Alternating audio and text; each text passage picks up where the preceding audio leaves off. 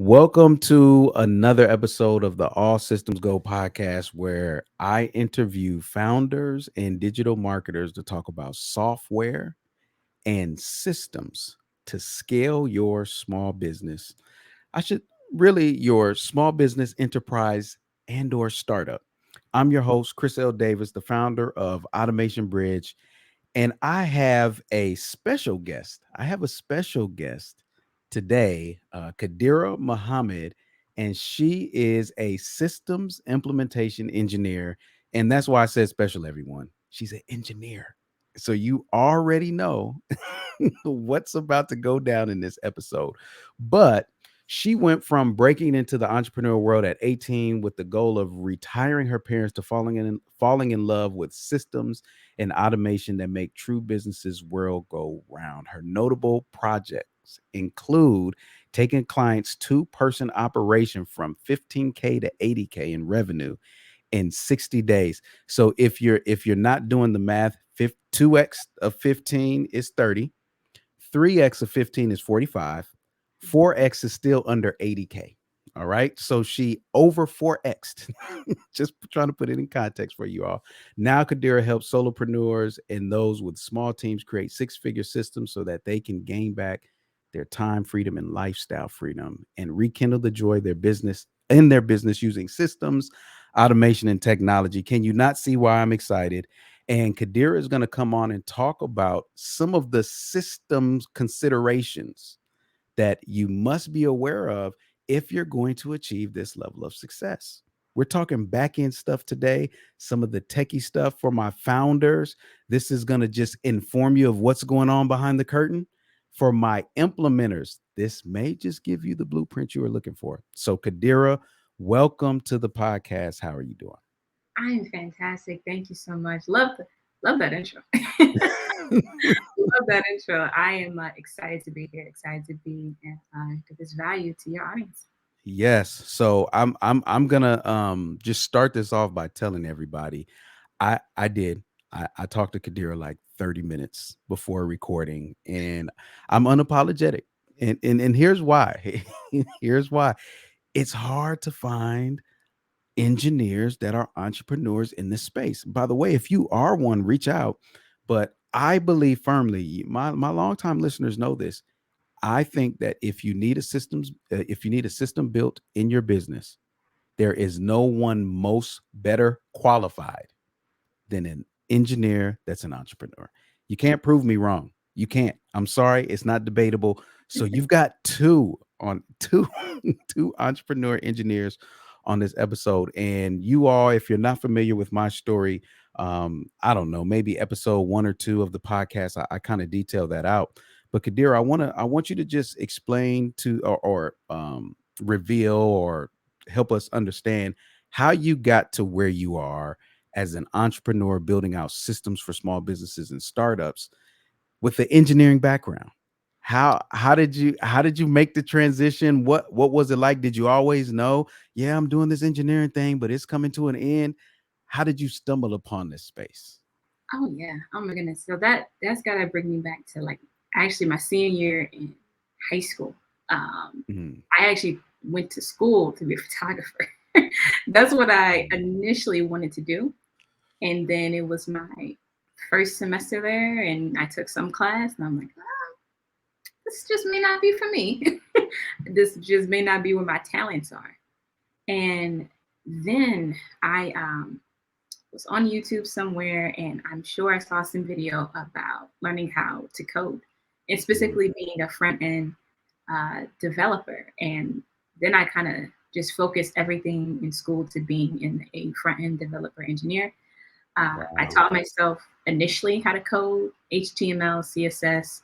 I learned how to read JavaScript, be very specific.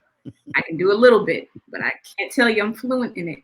I learned C sharp. I thought I might be, maybe a back end engineer or even a full stack developer, something like that. Mhm. And then somewhere around that, I actually fell in love more so with marketing and digital marketing, which changed a lot because that wasn't exactly what my major was. Mhm. I studied in the College of Engineering.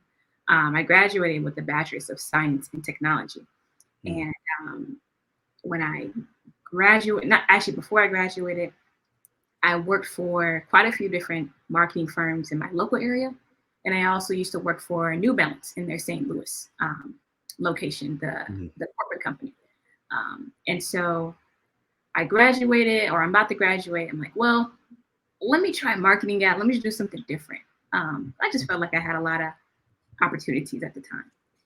Um, Tried that. I had a good portfolio, if I do say so myself. Applied for a bunch of places. Nobody called me back. Nobody emailed me back. I'm like, Mm. what's going on? I I, know the feeling. Oh. I'm like, am I missing something? I don't know. Is it the Khadirah Muhammad? I don't know. Anyway, anyway, I'm like, okay, well, let me just try this myself. I felt like I didn't have anything to lose. Um, so I just did it right when I graduated. I had like 3 months left on my lease at my apartment. And I'm like, well, we're going to write this out. We're going to try it. And I actually ended up getting clients. And I specifically was helping them with advertising. Mm. Um, and that was going well. So I did that for 2 years. That, mind you, this is 2019. Now I'm fast forwarding to about 2021. Did it for 2 years, working with a lot of different entrepreneurs, from out of the gate startups that were just trying to get their feet wet. They didn't really understand, just helping them kind of create strategies, to a bit more established companies that have been around for 10 plus years or so, kind of all the way in between. Mhm. And in that is I started to fall in love with the puzzles. And if you Mm. know anything about systems, engineering, even coding, any of that, it's the puzzles that we love. Yeah.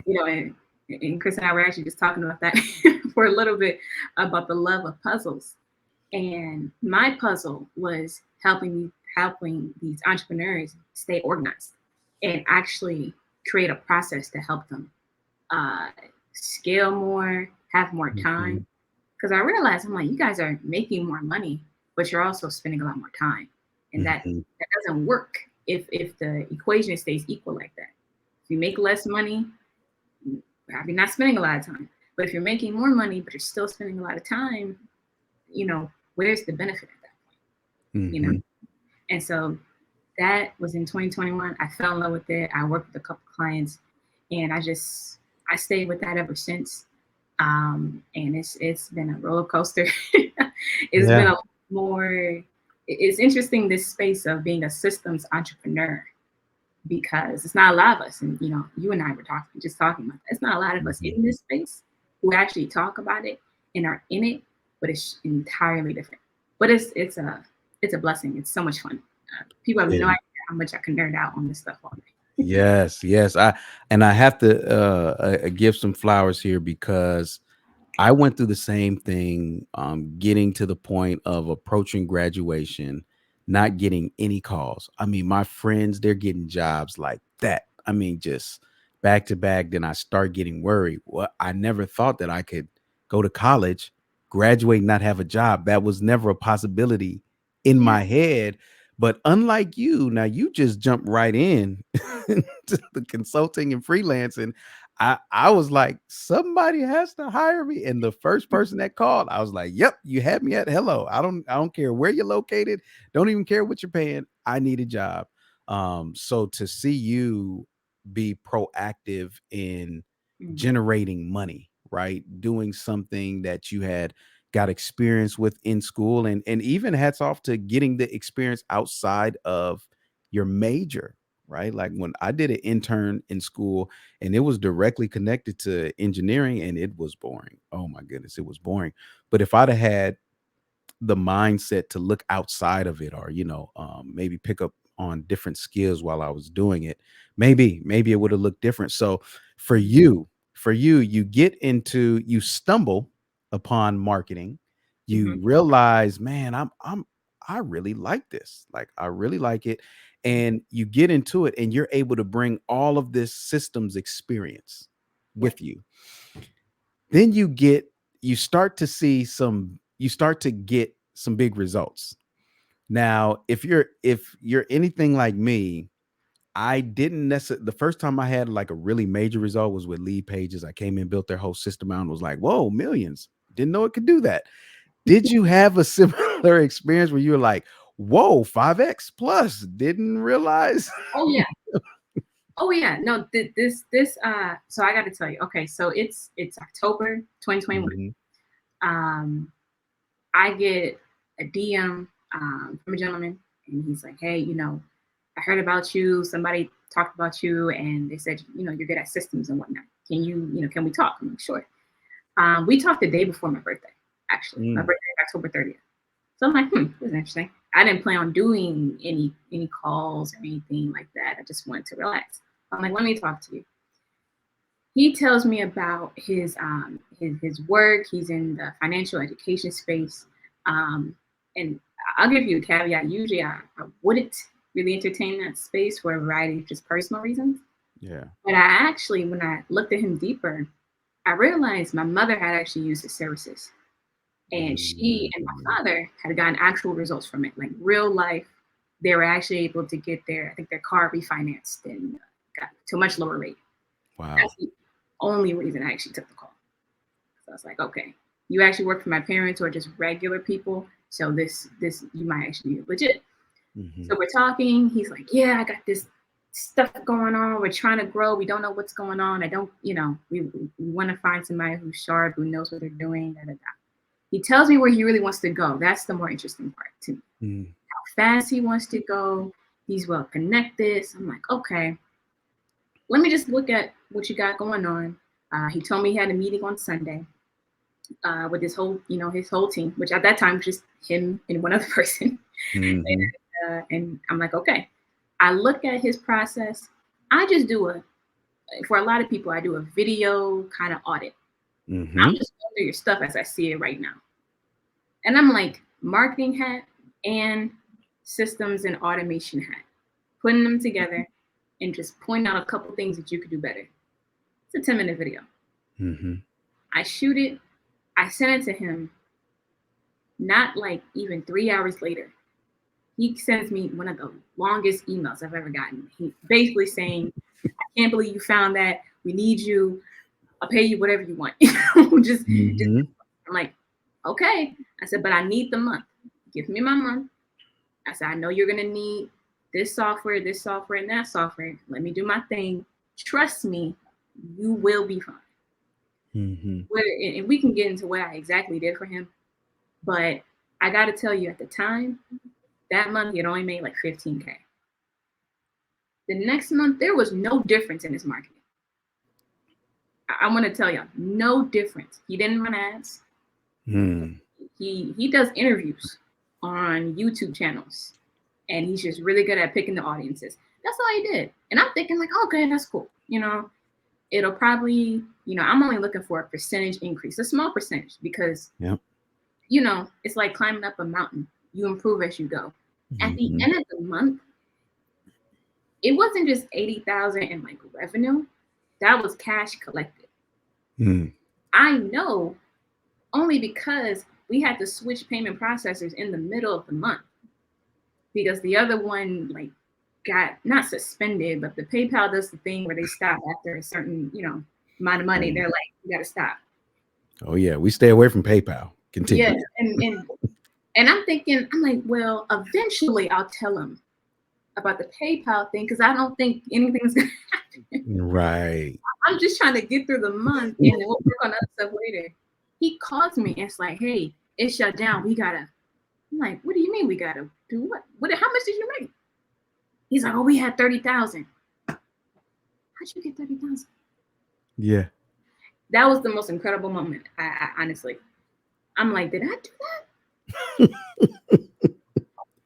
Usually, you think that when you break something, or it's like, Yep. yeah, that was the most incredible growth I've seen. Yeah. And it's the power of the system, and you don't know it until you experience it. Yeah, For the business owner or founder, they know that feeling where it's like, "Whoa, it's finally working, money's coming in." And then for the implementer, we're often the last ones where you can get so heads down. Like, okay, let me hook this up, let me do this. And then before you know it, you look up and you're like, oh, it's working already. I had like a list of other things Oh that yeah, I was gonna. I didn't even get through my whole list because at this point now it's like tending to the new clients that he has, and now it's a client fulfillment process that needs to be a bit more Yeah. heightened. Yep. It took me a while to have to go back and just try to, polish up the things that I felt needed to be polished up. But my client, you have no idea how many times he'll text me and he's like, the system is working. And that's all he'll say. The system is Mhm. working. I love that. I'm like, it's working every day, huh? I hope it is. Yep. Yep. Yes. Because that's the point. System is working. That's the text that you want. So for that, I know we've got limited time, but I want to just kind of dive into your mindset and your approach here, just to give proper context to those looking to repeat it as the implementer and then those looking for it. Right. I'm sure he spread the word and was telling people, and it's like, well, look, I know I did it this time, but there's some considerations that went in place. Yes, Like, I've got to assess your business. Like, there has to be alignment. I'm not a magic wand waver and things just exactly. happen.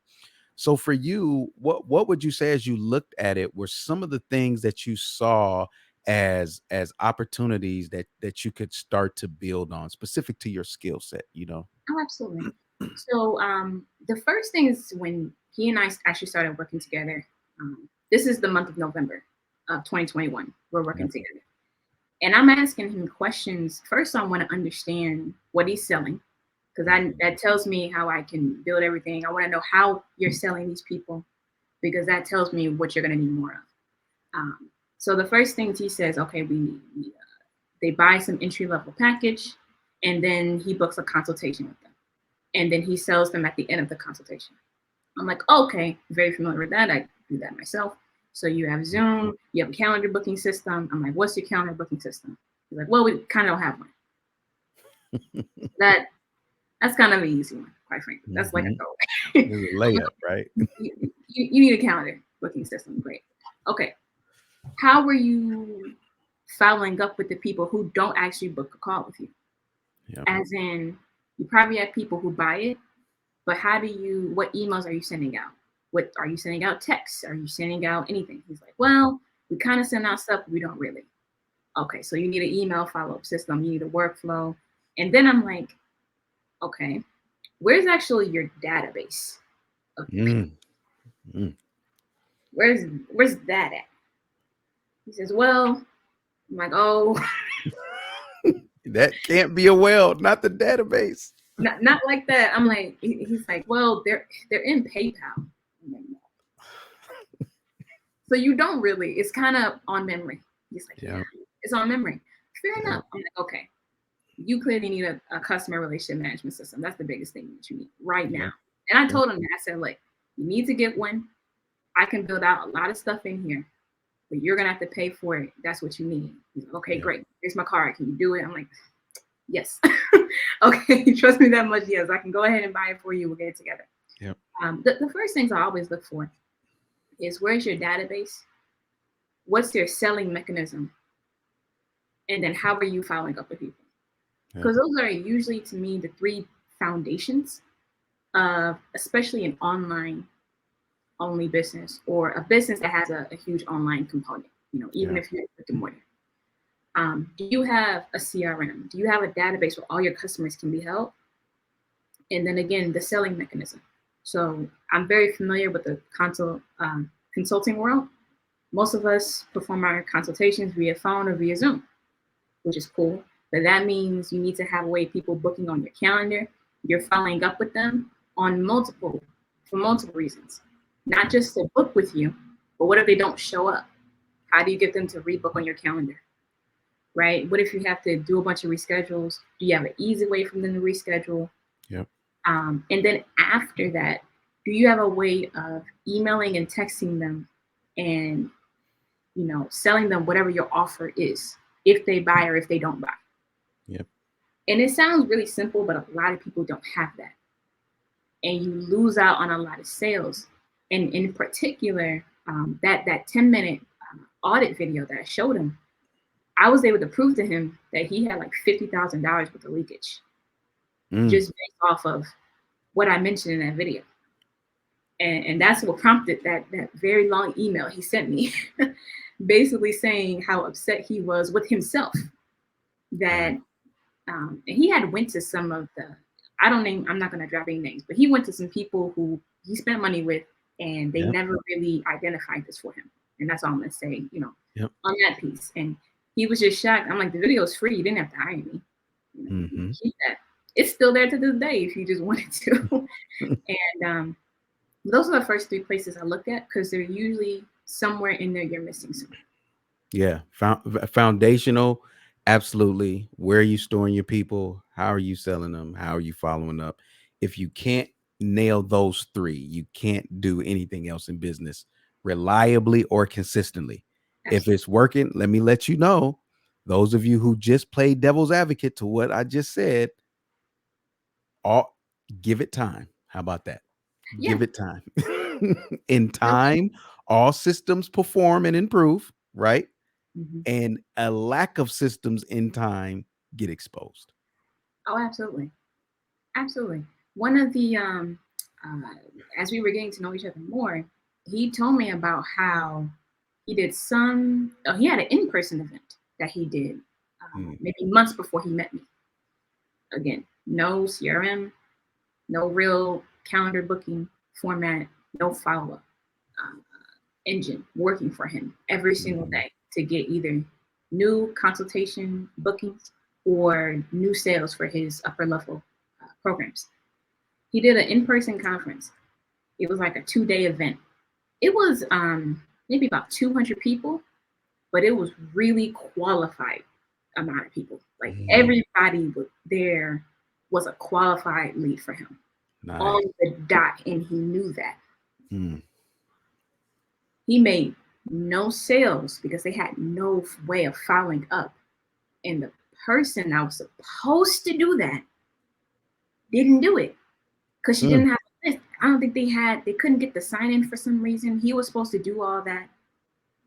And it was a jumble mess. And of course, when you have events like that, people are really excited the Yep. day of the event. You Yep. know, they're a little bit less excited the next day, a little even more less excited by the second day after, and then by the third day, they're kind of gone. Yeah. They've moved on to whoever caught that attention. And so I'm telling you, he had none of this, and he was making good money. 15K is nothing to laugh at, Yep. but he was capped because he just didn't have the foundation. Uh, Quite frankly, he's a great salesperson. I could tell. I'm like, you know how to sell. I asked for his numbers, his closing percentages, his rates. He was able to tell me on the dot. So I'm like, I know you know your numbers, but you're just missing this piece and that foundation. That's what launched him. Yeah. No, that so many pieces in there. And this is again, this is why I claim what I claim about engineers.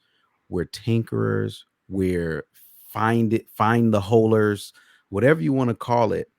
You have people who do marketing and they experience results with that marketing and they kind of prescribe that way of doing it, Hmm. which is nothing wrong with that. I just recorded a podcast talking about there's one size does not fit all. I get it. You're going to have different approaches, and some people aren't going to have different approaches. They're going to be like, hey, look, this is what I do. This is who I work with, and these are the tools that I use.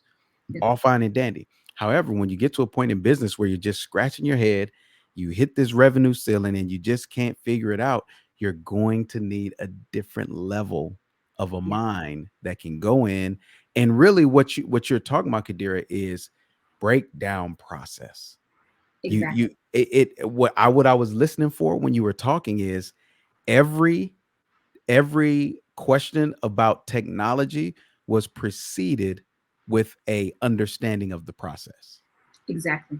right? You didn't Exactly. just go in and say, hey, buy these tools. You took the time to go on to understand the process. Now, I'm gonna you if you're a listener to the podcast, you know how I feel about process. You, Kadira, what would you say is the importance of taking such an approach of process before technology? Hmm.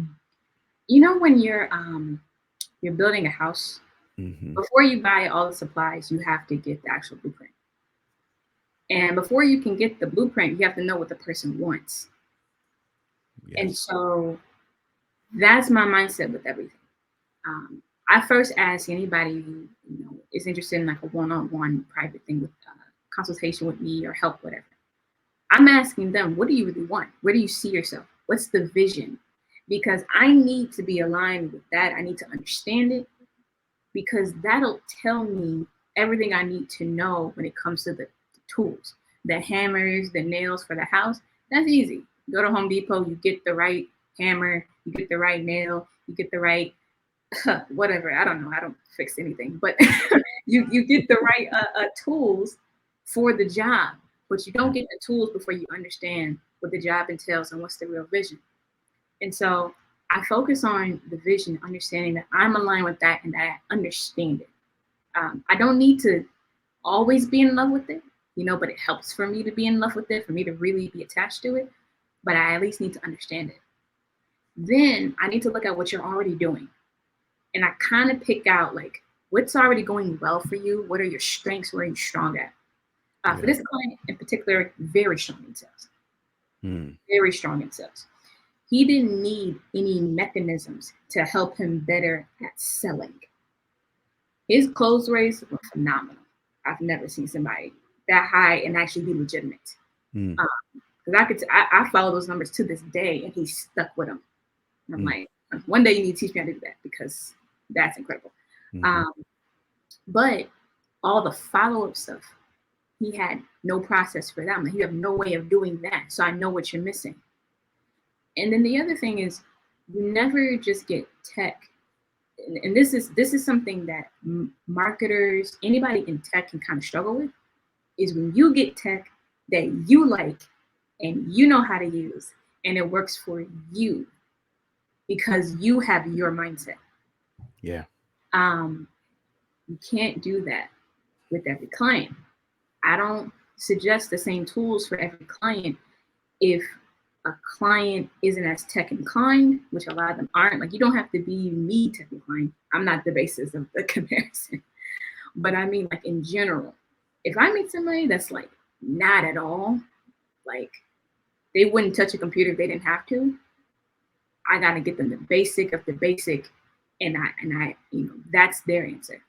If somebody's kind of used to it, then I can do a little, I can choose a technology that offers a few more bells and whistles that'll ultimately help them. Because again, we're not just getting tech because it sounds cool, we're getting it because it helps. Yeah. But I have to understand what their current process is. I have to understand how they think. I have to understand what their core competencies are, and then that'll tell me what's the real big picture of this puzzle box. Yep. And then from there, we'll dump the puzzle pieces out. And while the client looks at it and they're like, oh my God, I look at it and I'm like, okay, let me get the corners. Boom. Let's get the perimeter. Boom. Let's go in. Let's match it. Okay, this looks like it Yep. might be over here. Da, da, da, da. I mean, I can work out anything at that point. Yep. Yep. But I got to get the big picture. And I think that's where even a lot of tech inclined individuals, engineers, marketers, we want to start at the end, and that's the cool part. But it's not going to help, because you don't really know what they want, and you don't know what's going to be sustainable for them. That's a Mm-hmm. real big thing with me. Can this last without me? Can I just record for you a couple of videos, standard operating procedures, do a couple of trainings with you, have some service for 30, 60, 90 days after I'm gone, and will nothing catch on fire? You'll be fine and everything will keep working. That's always my thought process. I don't care even if it takes me a little bit longer to implement because the tech isn't my favorite, but I know it's in the best interest of the client for them long term that they use this thing up other than what may be my favorite. Yep. Yeah. You mentioned once you understand the vision, once you get the picture, it's all about putting it together, the edge pieces, the corners, and all of that, and working to make the puzzle look as vision was casted, right?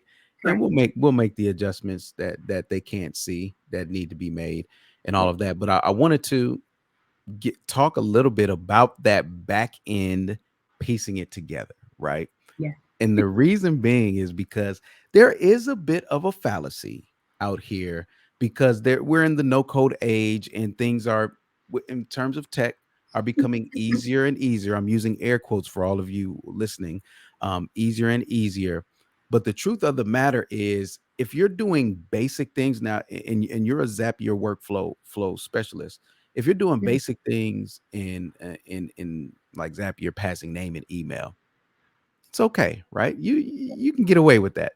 But Yeah. just speak to, as data gets more complex Mm. and processes become a little more intricate, how that back end, though it may still be using Zapier or Zapier or Make or whatever, Mhm. um, how that can easily become unmanageable for the non-technical inclined to handle properly. Oh yeah. This is where personally I get myself in trouble because I love Zapier. You have no idea how many like 30 step zaps I have with filters and if and Mhm. statements and all that, for me. But I have to stop myself from doing that with clients. It becomes, as you scale and as you grow and you have more individuals and you have more team members and you have more clients and customers and people like uh, leaning on you and everything gets bigger. That's when you have to learn how to make things a lot simpler because data Mhm. does get mismanaged. Zapier does not work all the time. It messes up. There are things that are,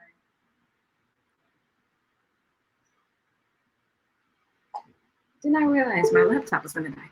There are things that are uh, um, that mess up and the whole Zap stops and Mhm. it can't move forward. And then all of a sudden you get an email saying nothing's working. And I'm like, what do you mean? Oh, because the data look different now, and I forgot to update the Zap, and I Yep. forgot to do this, and now it doesn't make sense to have everything in one setup. You really need to have it chunked out, so that way troubleshooting is a lot easier. When it gets to that point, um, you do need to consider how do you separate things into more manageable boxes instead Mhm. of having one huge container where everything's just kind of piled in. Can you separate this and can you chunk this out? Is Zapier still a needed app? Is there any way, even if it means you have to integrate into a whole different software, but maybe it has a better integration with another piece of software and therefore makes the whole workflow a lot simpler? That's where you have to consider that. Yeah. You do have to.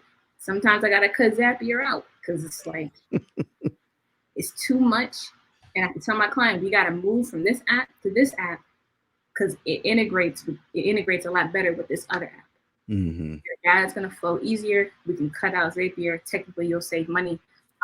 It's gonna take me time. It's gonna take us time for the transition, but it's gonna be a lot easier. You're gonna be able to scale more fluidly. Um, a lot of times you'll have to bring in another. Sometimes I need another set of eyes for myself. Mhm. I love the tech. I love the tech, but Yep. when you get so into it, you get heads down. You're focused. But then that's all you end up seeing. You can't see the forest for the trees. And it takes one of my own team members to say, "Oh, Khadirah, I know you built out this 30 something step Zapier workflow. You're very proud of it, but it's going to get stuck here a lot. Mhm. Sometimes the data doesn't flow in the same every single time. Yeah. Oh yeah. And when you're at that level, you don't have time for that. I mean, quite frankly, you just don't have time for that. So maybe we got to figure out another workaround. Maybe we have to make sure it goes through a formatter. Maybe it has to go through Google Sheets real quick. Let the sheet itself, with the formulas in there, actually create data that can then be formed into Zapier. Yes, it's an extra step, but it's going to work a lot better. Yep. Um, this is the importance of having sustainability and scalability in mind when you're building out any process. Yeah. And I'm very specific. It's not just scalability, it's sustainability. Because it needs to be able to sustain itself. It needs to be able to maintain itself without breaking every time. A lot of people can build stuff to scale. You can make a lot more money, but if you're ending up having to troubleshoot a lot of stuff, you end up spending the money that you made in time in fixing.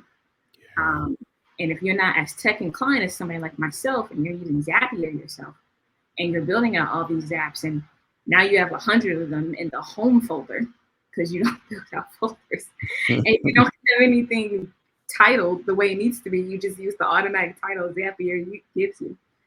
I'm sorry, that's a little pet peeve of mine. It was a little bit Oh yeah. shady. I'm not gonna harp on it, but it is a pet peeve of mine to use the one they give you.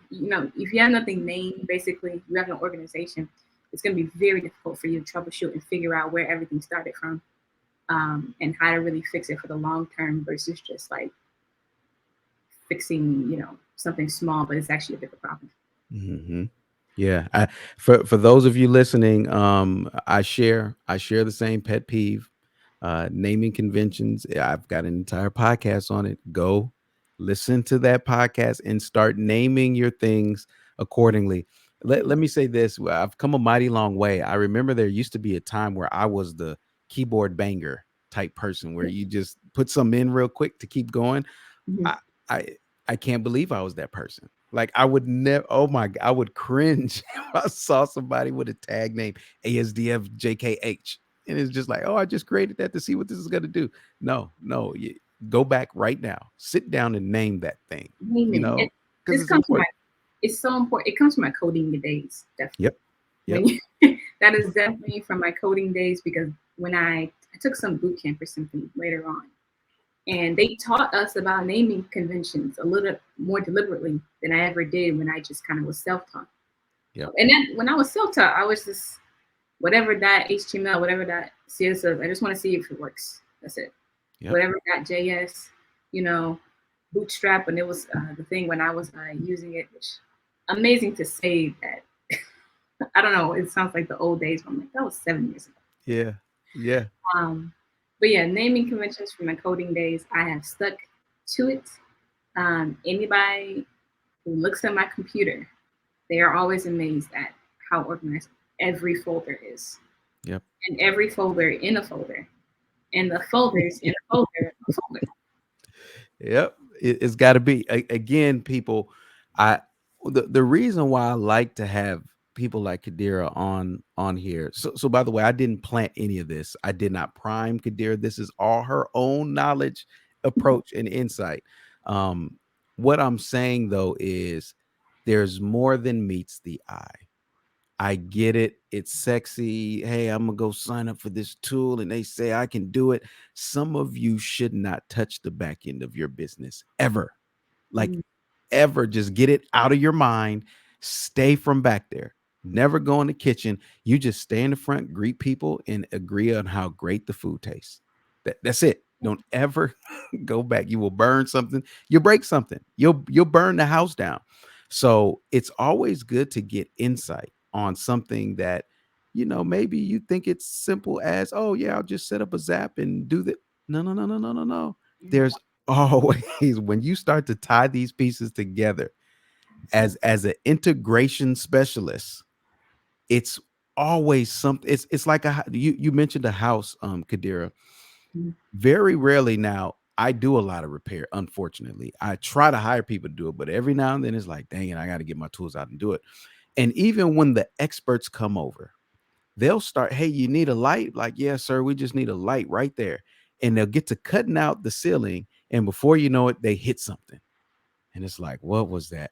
I don't know why they will put a beam right here. So now we're going to have to cut around it. More than meets the eye. mm. It happens in the technical space all the time when All you're building out systems. So, yes, I can't thank you enough for sharing that insight. This is the type of stuff.